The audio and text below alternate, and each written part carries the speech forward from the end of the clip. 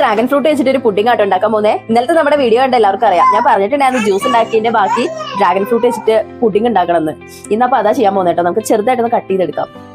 നമ്മൾ വളരെ ചെറുതായിട്ടാട്ടോ ഇങ്ങനെ സ്ലൈസ് ചെയ്തിട്ടാണ് കട്ട് ചെയ്തെടുക്കുന്നത്. നമുക്ക് ചെറിയ ചെറിയ ക്യൂബുകളായിട്ട് കട്ട് ചെയ്തെടുക്കാം കേട്ടോ.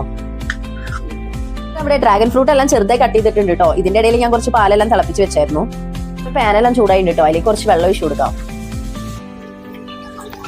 അതിന് വെള്ളമെല്ലാം ചൂടായിട്ടുണ്ട് കേട്ടോ. അതിലേക്ക് നമുക്ക് ചൈന ഗ്രാസ് ഇട്ട് കൊടുക്കാം. കൂടെ തന്നെ മധുരത്തിന് ആവശ്യമുള്ള പഞ്ചസാര നമുക്ക് ഇട്ട് കൊടുക്കാം കേട്ടോ. ഗ്രാസ് എല്ലാം തിളപ്പിച്ച് അതൊന്ന് ഞാൻ അരിച്ചെടുത്തായിരുന്നു കേട്ടോ. ഇനി അതിലേക്ക് നമ്മൾ കുറച്ച് പാൽ ഒഴിച്ചു കൊടുക്കാൻ പോകണേ. കുറച്ച് മിൽക്ക് മെയ്ഡ് ഒഴിച്ചു കൊടുക്കുന്നുണ്ട് കേട്ടോ. ഇത് വേണ്ടവർ മാത്രം ഇട്ട് കൊടുത്താൽ മതിയേ. പഞ്ചസാര നമ്മൾ ഇട്ട് കൊടുക്കുന്നതുകൊണ്ട് മിൽക്ക് മെയ്ഡിന്റെ ആവശ്യം അത്രയ്ക്കില്ല. നിർത്താതെ ഇളക്കിക്കൊണ്ട് ഇരിക്കണം കേട്ടോ. അതിലേക്ക് നേരത്തെ കട്ട് ചെയ്ത് വെച്ചിട്ടുള്ള ഫ്രൂട്ട് നമുക്ക് ഇട്ട് കൊടുക്കാം. വളരെ കുറച്ച് സമയം മാത്രമേ നമ്മളൊന്ന് അടുപ്പിൽ വെക്കുന്നുള്ളൂ കേട്ടോ. ചെറിയ തീയിലൊന്ന് ചൂടാക്കി എടുത്താൽ മതി. പിന്നെ മിക്സ് ഒരു പാത്രത്തിലേക്ക് ഒഴിച്ചു കൊടുക്കാം കേട്ടോ. നമുക്കൊന്ന് തണുക്കാൻ വേണ്ടി മാറ്റി വെക്കാം കേട്ടോ. ഡ്രാഗൺ ഫ്രൂട്ടിന്റെ പുഡിംഗ് എല്ലാം റെഡി ആയിട്ടുണ്ട് കേട്ടോ. കണ്ടില്ലേ, അതിന്റെ സീഡും സാധനങ്ങളെല്ലാം നല്ല സൂപ്പർ ആയിട്ടുണ്ട്. കണ്ടാൽ തന്നെ കൊത്തി വരുന്നില്ലേ കേട്ടോ. കുട്ടികൾക്കൊക്കെ ഭയങ്കരമായിട്ട് ഇഷ്ടപ്പെടും. പിന്നെ സബ്സ്ക്രൈബ് ചെയ്യാൻ അഭിപ്രായങ്ങൾ പറയാനൊന്നും മറക്കല്ലേ.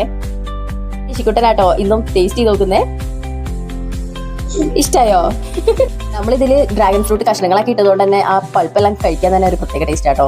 ഇത് കഴിക്കുന്നതിന്റെ ഇടയിൽ ഇങ്ങനെ ഓരോ കഷ്ണം കടിക്കുന്നുണ്ട്.